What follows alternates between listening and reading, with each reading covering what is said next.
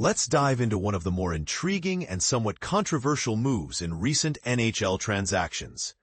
Why the San Jose Sharks decided to take on the hefty contract of veteran goaltender Carey from the Montreal Canadiens. This isn't about adding a star player to their roster. In fact, Price hasn't played since April 2022, but more about savvy salary cap management and strategic financial maneuvering. And this is the part most people miss when hearing about this trade.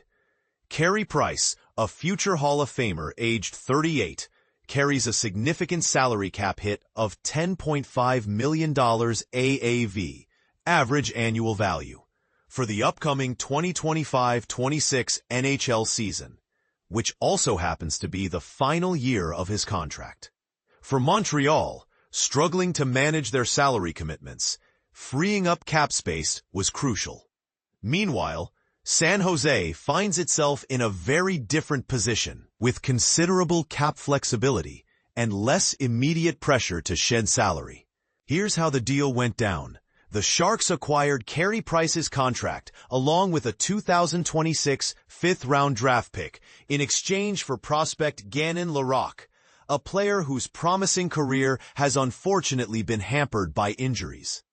This trade essentially means San Jose takes on Price's cap hit, but will only be responsible for around $2 million in actual cash payments, after insurance largely covers the rest. A big reason the Canadiens could negotiate this deal is they had already paid Price a hefty $5.5 million signing bonus this September, part of the legacy costs that the Sharks are now absorbing.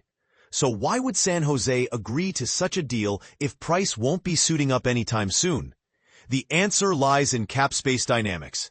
Montreal currently has roughly $4.57 million in cap space, while San Jose enjoys around $9.24 million, even when accounting for contracts of players on the injured reserve list, including Price himself and Logan Couture, who commands an $8 million AAV. In the era of a rising salary cap, now at a hefty $95.5 million and increasing, having cap space is less of a premium asset than it used to be. From Montreal's perspective, although they could have placed Price back on long-term injured reserve, LTIR, as they have in past seasons to manage the cap, completing this trade provides them with more immediate and tangible cap flexibility, not only for this season, but extending into the following year. This allows the Canadiens greater freedom to make roster moves, sign players, or improve their team without the looming shadow of Price's contract impacting their financial room.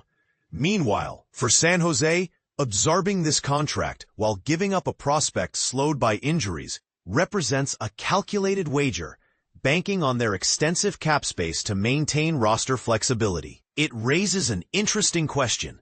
Should teams with ample cap room leverage it by taking on hefty contracts simply for draft picks or minor prospects? Is this a prudent long-term strategy or a risky move that could ignite heated debate among fans and analysts? What do you think about the Sharks' decision to absorb Carey Price's contract? Is this a smart cap management move, or are they taking on unnecessary risk? Feel free to share your opinions and join the conversation below.